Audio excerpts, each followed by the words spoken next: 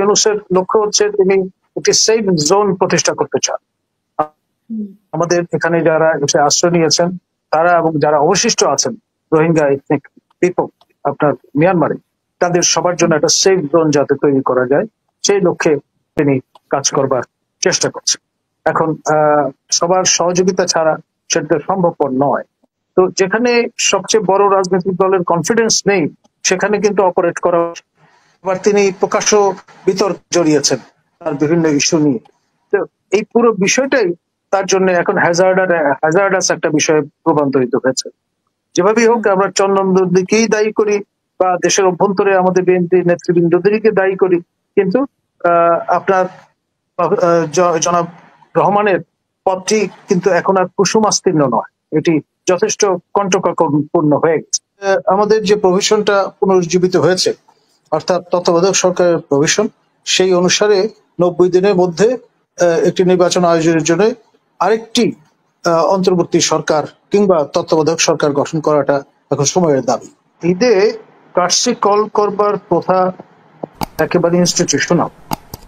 আমাদের general Wakeruzzaman sir তিনি আজকে বঙ্গভবনে গিয়ে মহামান্য রাষ্ট্রপতির সঙ্গে সৌজন্য সাক্ষাৎ করেছেন এবং ভুলে যাওয়া চলবে না যে তিনি সর্বাধিনায়ক আমাদের সশস্ত্র বাহিনী।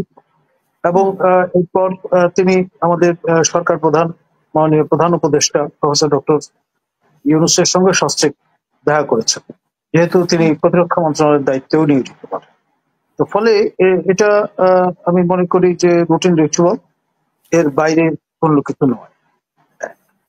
দ্বিতীয়ত এই 18 কোটি জনগণকে এখন যেহেতু দায়িত্বে আছেন আমাদের প্রফেসর ইউনূস, যে ফর্মে যে প্রক্রিয়ায় যেভাবেই হোক না কেন, আপনার ভুল রেফারেন্সে হোক কিংবা আপনার ত্রুটিপূর্ণ প্রক্রিয়াই হোক, তিনি এখন ক্ষমতাসীন। তো ফলে এক অর্থে যখনই দেশের বাইরে তিনি যাচ্ছেন তিনি আমাদের রিপ্রেজেন্ট করছেন 18 কোটি জনগণকে।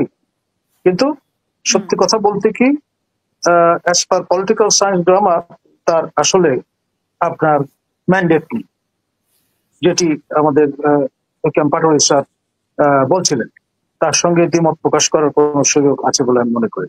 ধন্যবাদ।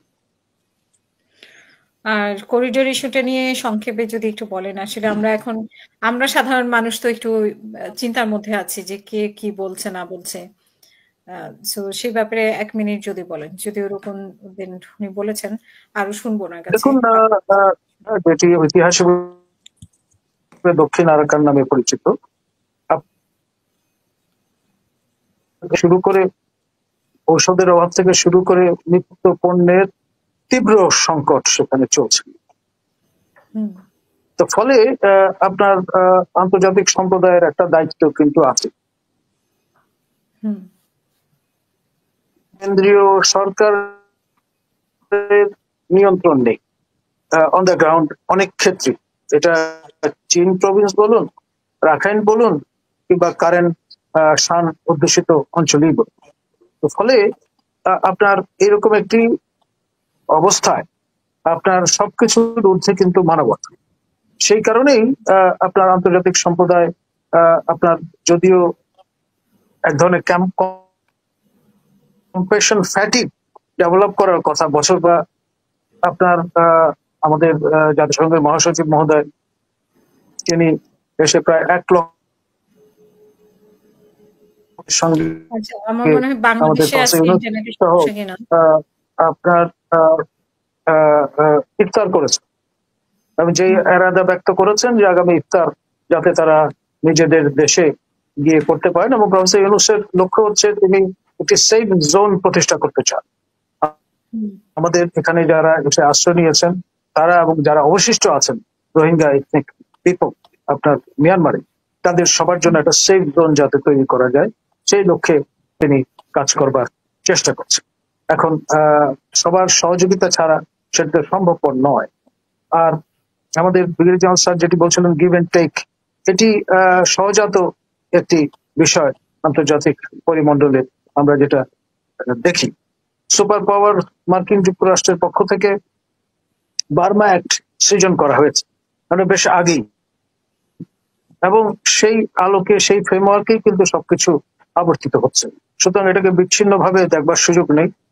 কানেকটিকাটের ঠিকানায় যিনি দীর্ঘদিন বসবাস করেছেন আমাদের মিস্টার রহমান, তিনি একজন ক্যারিয়ার ডিপ্লোম্যাট। তার যাত্রা শুরু বাংলাদেশে ক্যারিয়ার ডিপ্লোম্যাট হিসেবে, পরবর্তীতে তিনি দেশের বাইরে গিয়ে বিভিন্ন আন্তর্জাতিক সংস্থায় কাজ করেছেন। ফলে তিনি তার যে অভিজ্ঞতা সেটি মাথায় নিয়েই প্রফেসর ইউনূস তাকে এখানে আপনার আমন্ত্রণ জানিয়েছেন, প্রথমে হাই রিপ্রেজেন্টেটিভ হিসেবে দায়িত্ব পালন করবার জন্য, পরবর্তীতে নিরাপত্তা উপদেষ্টার দায়িত্ব তাকে দেওয়া হয়েছে। এখন এটা নিয়ে আপনার আমাদের দেশের সবচেয়ে বড় সক্রিয় রাজনৈতিক দল বিএনপির পক্ষ থেকে আপত্তি তোলা হয়েছে এবং তার পদত্যাগ দাবি করা হয়েছে। তো যেখানে সবচেয়ে বড় রাজনৈতিক দলের কনফিডেন্স নেই সেখানে কিন্তু অপারেট করা।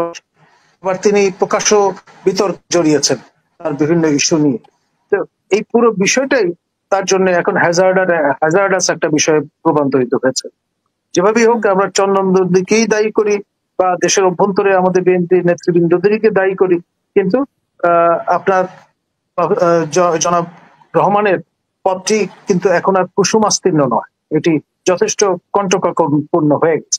আপনার একটি নির্বাচন আয়োজন করার জন্য এটি হচ্ছে দ্বিতীয় অন্তর্বর্তী সরকার। প্রথম অন্তর্বর্তী সরকার জাসির শাহাবুদ্দিনের নেতৃত্বে 90 দিনের মধ্যে নির্বাচন আয়োজন করে স্মরণকালের অন্যতম সেরা নির্বাচন, এবং তারপর তারা বাড়ি ফিরে গিয়েছিলেন। তো এখন হাই টাইম, যেহেতু এনসিপি বলে একটি নবগঠিত দলের প্রতি এক ধরনের আশ্রয় প্রশ্রয় এবং আশকারা আছে আমাদের মাননীয় প্রধান উপদেষ্টা, এটা সর্বজন বিদিত। সেই কারণে অনেকেই কিন্তু এই প্রশ্নটা তুলছেন তার নিরপেক্ষতা নিয়ে।